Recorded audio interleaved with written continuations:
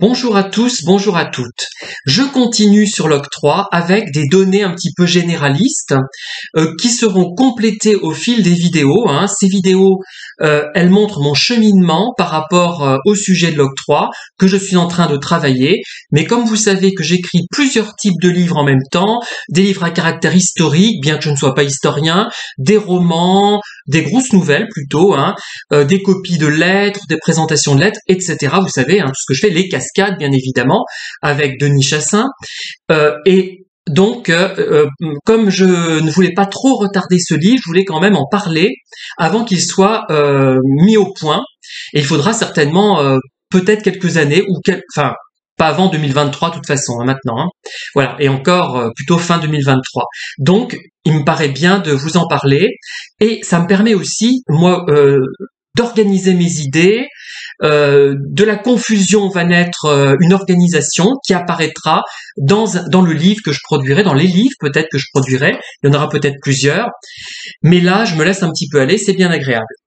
Alors, sous l'Ancien Régime, donc l'octroi, que j'ai défini, l'octroi ce n'est pas un péage, c'est une taxe sur la valeur des marchandises et en fonction du type de marchandises, les marchandises sont différemment taxées et on verra d'ailleurs comment elles étaient taxées, notamment à tiers. Alors il y a une ordonnance de 1681 qui donne à l'octroi un caractère régulier et uniforme dans tout le royaume de France.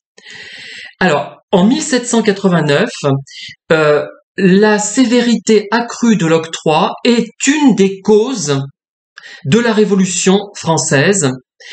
Quelques jours avant la prise de la Bastille, il se passe quelque chose à Lyon, c'est-à-dire qu'à Lyon, les barrières d'octroi sont incendiées. Donc il y a un problème avec cet octroi pour la population, en fait, ça pose problème. L'Assemblée constituante supprime l'octroi le 20 janvier 1791. C'est considéré comme quelque chose d'arbitraire et qui favorise principalement la noblesse, les bourgeois, en un mot les plus riches.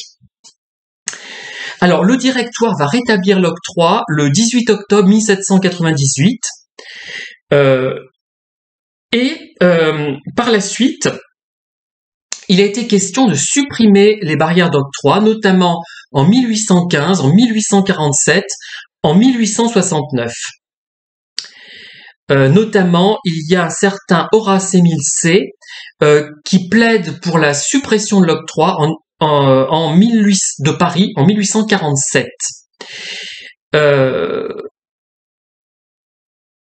Voilà. En 1897, une loi est votée et cette loi permet aux maires des villes, forcément un maire c'est forcément un maire d'une ville, de supprimer l'octroi, mais il n'y a pas de compensation financière pour les municipalités, si bien que ils renoncent, ils ne renoncent pas à cette taxe parce qu'ils se retrouvaient en difficulté financière. Peu de villes renoncent apparemment. Durant la Seconde Guerre mondiale, l'octroi pose problème pour l'approvisionnement des denrées comestibles.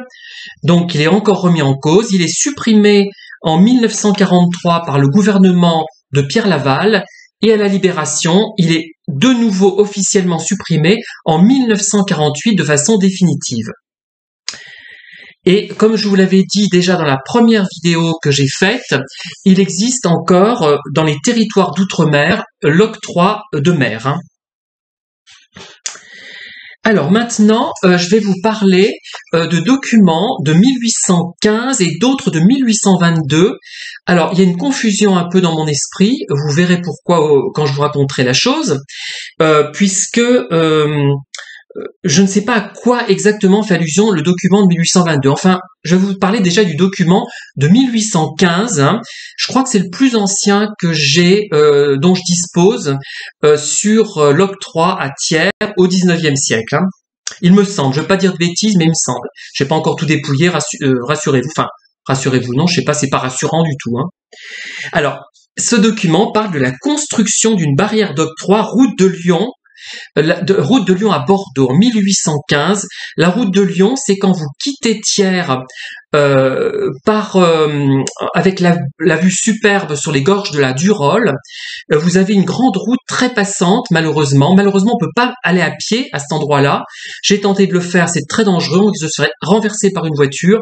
Et si on va dans le bas-côté, il y a pas mal de vipères, hein. J'ai failli ou de couleuvres, je sais pas ce que c'était, mais s'il y a des couleuvres, il y a forcément des vipères, et je n'ai pas récidivé, franchement, je suis pas kamikaze quand même, hein, même si je prends parfois des risques. Et notamment en faisant des vidéos. J'en sais quelque chose, hein. Alors, donc la construction de cette barrière d'octroi, elle est sur la route de Lyon. Donc quand vous sortez de Thiers, vous vous dirigez à Lyon. C'était un peu avant, et je pense que c'était avant la maison qui a été visitée par Napoléon III en 1864, parce que Napoléon III est venu à Thiers en 1864, et il y a une maison, il a dormi dans une maison de la route de Lyon, et il y a encore une plaque actuellement sur cette maison qui indique que Napoléon est passé par là et a dormi là, et c'est un peu avant, je pense, d'après ce que m'avait dit Madame Grange-Ponte. J'ai voulu commencer un petit peu à situer. Il y a des plans et il y a le cadastre, mais c'est pas forcément facile. Et mon idée, c'était de repérer des bâtiments d'octroi s'il en existait encore. À mon avis, il y en a plus. Mais je dis peut-être des bêtises, peut-être qu'au fur et à mesure de mes travaux, je me rendrai compte qu'il en existe encore, mais je ne pense pas. Il y a juste, non pas un bâtiment, mais une borne d'octroi au Moutier, la borne d'Escoutou, la barrière d'Escoutou, comme je vous l'avais dit dans ma précédente vidéo. Alors, cette construction de barrière d'octroi, si je souris, vous allez comprendre pourquoi. Elle est située à l'angle et face à l'escalier qui conduit à la promenade publique, à l'angle de la porte d'entrée du jardin de Mademoiselle Curson. Alors, ce qui m'intrigue, c'est cette demoiselle Curson. J'aimerais bien savoir qui c'est. Je finirais peut-être par savoir, hein. Je trouverais peut-être une trace de cette personne. C'est ça, vous voyez, souvent, quand on traite un sujet, ce qui est encore plus intéressant que le sujet lui-même, ce sont les petits détails, incidents que l'on apprend comme ça. Moi, c'est ça qui m'intéresse le plus, finalement. Alors voilà ce que je vais... donc en 1815, qui était le maire de Thiers, c'était Monsieur Barthélemy Darreau-du-Lac. 1751-1835, si je ne m'abuse pour ces dates, et il aurait été maire de Thiers de 1803 à 1820. Darreau-du-Lac, il y a une tombe, la tombe de sa famille au cimetière de Thiers, si je ne m'abuse, et c'est une des grandes tombes qui s'est récemment effondrée et qui va être restaurée par la municipalité. Et à mon avis, le coût est très important. J'ai cru comprendre que c'était de l'ordre de 250 000 €, plus cher que la maison que nous occupons actuellement, hein. Voilà. Alors voilà, je vais vous lire un petit peu ce qui s'est passé. Monsieur Barthélemy Darreau-du-Lac, maire de la ville de Thiers, traite avec Monsieur François Migat, entrepreneur. François Migat, M-I-G-A-T, ça peut peut-être vous intéresser si vous avez des ancêtres qui portaient ce nom. Si vous avez ce nom-là, et si vous avez également des ancêtres portant ce nom. L'autorisation de construction a été accordée le 24 février 1815 par les ministres de l'Intérieur et des Finances. Alors le document que j'ai exploré, il est du 15 mars 1815. Monsieur François Migat s'engage à construire au niveau de la nouvelle route de Lyon-Bordeaux, à l'angle et face à l'escalier qui conduit à la promenade publique, une barrière et un bureau d'octroi qui aura les caractéristiques décrites ci-après. Les deux montants de la barrière du portail seront en une seule pierre de Volvic de 4 mètres de longueur sur 18 de diamètre. Oula, ouais. Bref, 4 mètres de longueur, on va garder ça. J'ai peut-être fait une erreur, faudra que je la vérifie. Ces deux montants seront enterrés d'1 mètre de profondeur et bâtis en bon mortier de chaux et sable. Il y sera placé 3 pierres pour servir de socle. Chaque colonne du portail sera surmontée d'un chapiteau formant corniche sur les 4 faces. Le mur de clôture aura 6 mètres de long sur 1 mètre de hauteur. Le portail sera en bois de chêne pour les montures, traverses, claire-voie, et les panneaux en sapin, le tout sera conforme aux autres portails déjà placés aux barrières. Toute la fermande, bande à équerre, barre de fer, etc. sera à la charge de Monsieur Migat. L'entrepreneur, Monsieur Migat, s'engage également à construire le bureau de recette qui fera 4 mètres de largeur sur 5 de longueur avec une hauteur de 4 mètres, en bon moellon, pierre, chaux et sable. L'excavation des fondements, tant de la barrière que du bureaux, ainsi que les pierres de taille de la porte et des fenêtres, le couvert en poutre, sablière et planches de sapin, le crépissage, porte et fenêtres seront aussi à la charge de Monsieur Migat.